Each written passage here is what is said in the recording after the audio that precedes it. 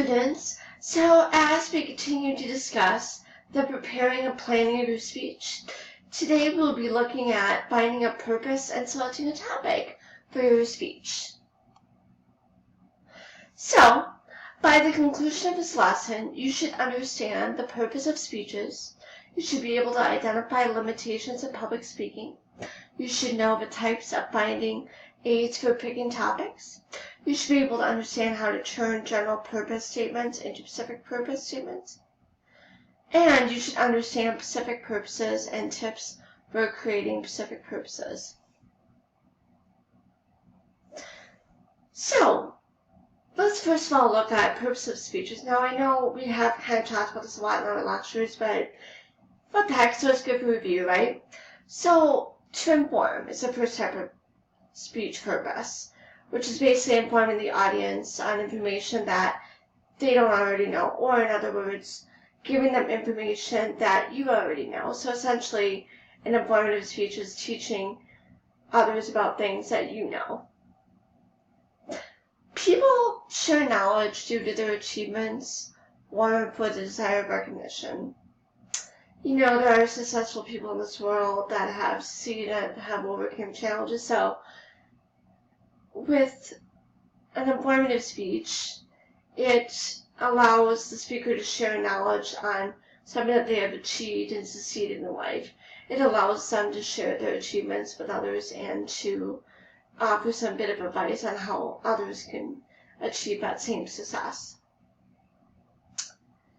Types of informative speeches include people, which should be like, maybe you give a speech on Albert Einstein or something like that. Objects, so that would be like place to things, such as maybe you do an informative speech on Chicago or something nice like that. Events, so that could be like maybe you do a speech on 9/11 or some other kind of historical event. Concepts, maybe you discuss the concept of globalization, recycling, ethnocentrism. Issues, so you might discuss issues that are happening around the world, such as the issue of cell phones while driving. That might be an example of an issue. And processes, so maybe discussing how to cook something or how to bake something might be an example of a process speech. Now, to persuade is the next purpose of speech. In persuasion, it's an attempt to get listeners to embrace a point of view or adopt a particular behavior, including a call for action. So, essentially there's two types of persuasive speeches. There's either changing people's opinions, views, and attitudes on things, or there's getting people to change their behavior to take action, such as signing a petition for there to be a ban on texting while driving or something like that.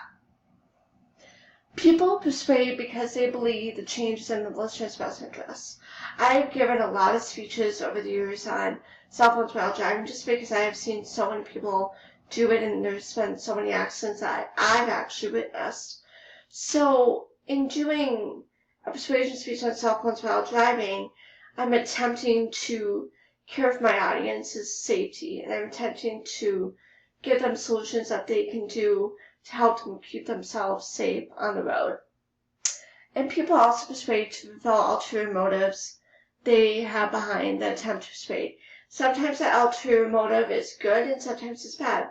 Some ulterior motive might be to just inspire people and to make a difference in their lives, while another ulterior motive might be not so good or might be bad. Maybe somebody's trying to persuade you, but in the end they're going to scam you. That might be an example of a bad ulterior motive. Key question of persuasion is, what is the speaker's intent? Well, what are they intending to do? Are they intending to change your beliefs? Are they intending to get you to do something? What are they intending to do? And knowing the speaker's intent is not just important in persuasion, but it's also important in any speech. And types of persuasive speeches, like we just talked about just recently, is behavior-oriented, so changing the behavior and call for action, and then changing the attitudes and beliefs and values of the listener. So those are the two main aspects of persuasive speaking. And then there's also a speech to entertain, which is focused on theme and occasion and can either persuade or inform. Goal is for the audience enjoyment. So essentially, an entertaining speech is not a joke-telling speech. Rather, it is a speech that is either designed to inform or persuade the audience, but to kind of amuse them along the way. Can be funny or serious. Maybe you're giving a speech like at a wedding or a toast at a wedding, or you're giving a speech at a commencement ceremony. Those can be funny. But there's also a serious side to entertaining speeches as well. Maybe you're giving, a speech on your grandma at her funeral. Might be an example of a serious, entertaining speech. And it's basically designed to give the audience a break from their everyday lives. We all have stress in our lives, and entertaining speeches are designed to kind of get people free from that, to get them free from their stresses, and allow them to enjoy something. Entertainment speeches topics, they include after-dinner speech, ceremonial speech, and inspirational speech. So I'll just briefly cover each of them. After-dinner speech is a serious topic that is turned into a lighthearted speech. Essentially, from what I've been told, because I've been on the speech team, an after-dinner speech is essentially the softer side of persuasion. It's attempting to persuade the audience while being lighthearted and funny at the same time. It's kind of a way humor is kind of used as a persuasive technique in those types of speeches. Ceremonial speech is basically like toast that you might give at a wedding. It's a word speech. Either you would accept the award or you would introduce the awardee. Speech is determined by the context of the event. So kind of by the occasion. It's determined by the occasion of the event, primarily. And then inspirational speeches given to motivate or inspire the audience. Like, I write a lot about, my challenges with a disability, and my goal is to inspire the audience to understand how they can overcome the challenges and how they can get stronger. Because I had to get stronger through my challenges, so it's technically to inspire the audience through some kind of wisdom and advice. So what are some of the limitations of public speaking? Well, the first is purpose. There can only be one purpose in public speaking. There can't be several. It's only one, and one only. Also the audience, type of audience, and what's appropriate. You might get a type of audience that's from different backgrounds, different, racial backgrounds. You might get an audience that's large, you might get an audience that's small. And what's appropriate, knowing what's acceptable for the audience. Maybe they're a different age group, they're younger, so you have to be careful with that. Context, the circumstances surrounding speech.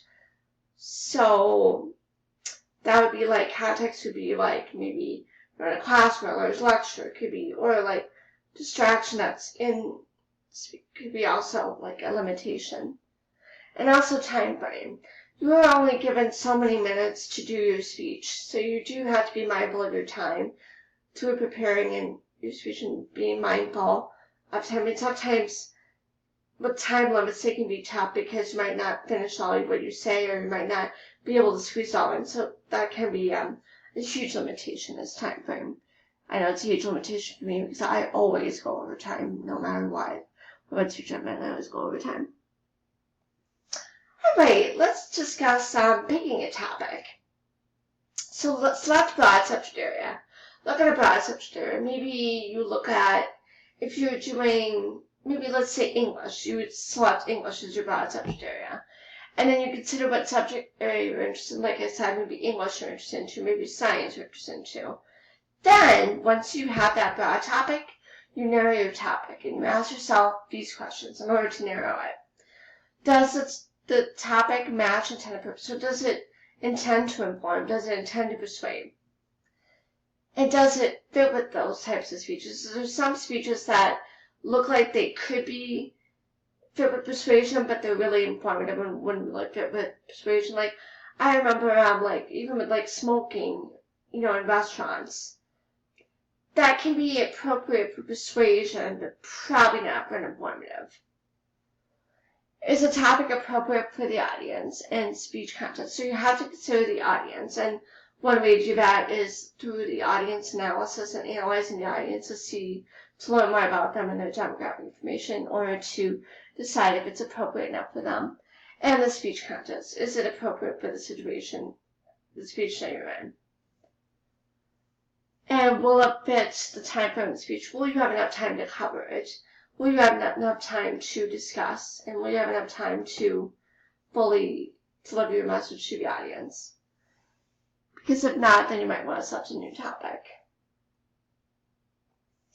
So finding aids for topics, bestseller list, books that people are currently buying, use them to find what people are interested. So bestseller list, you know what, they have like New York bestseller list. You could see what people are interested in, what they're buying, and what their topics are really interested in too.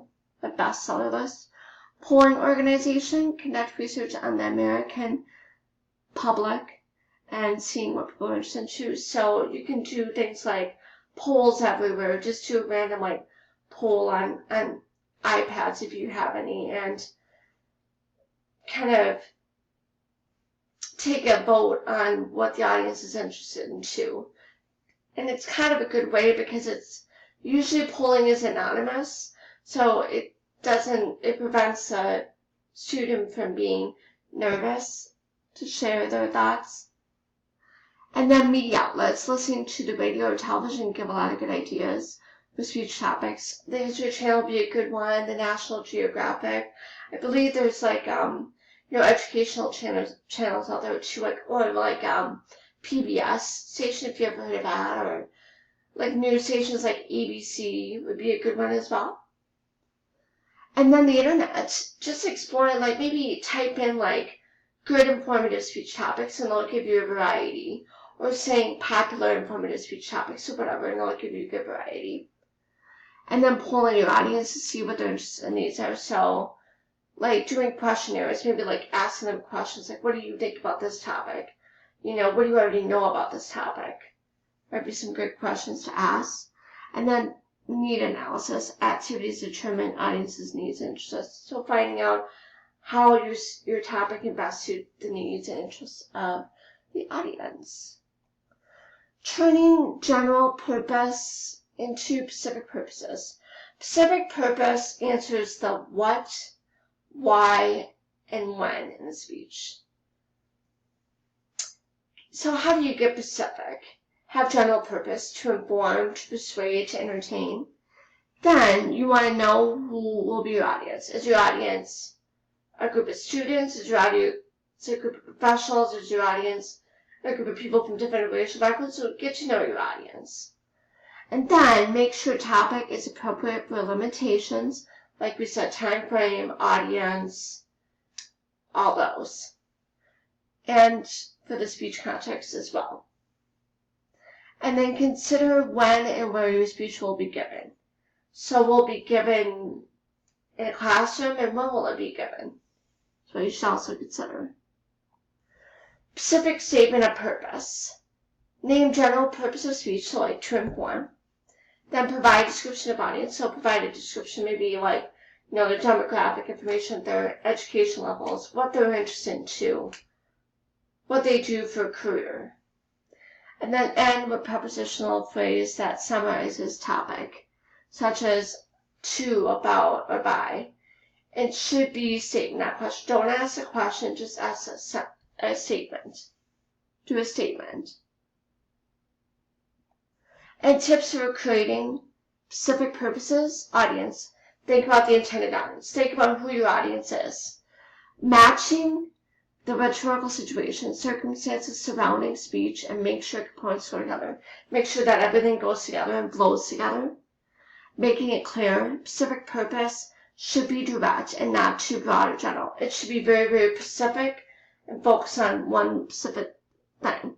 Shouldn't be too broad, should be specific. Like, don't focus on English, focus on something within the field of English, like maybe a book you might do. And then focus on one specific purpose, not several. Remember, it's just one purpose, not several, just one. And make sure you can accomplish your specific purpose in a lot of time frame, because time frame is very serious when you're giving a public speech. And that is all for now, and thank you.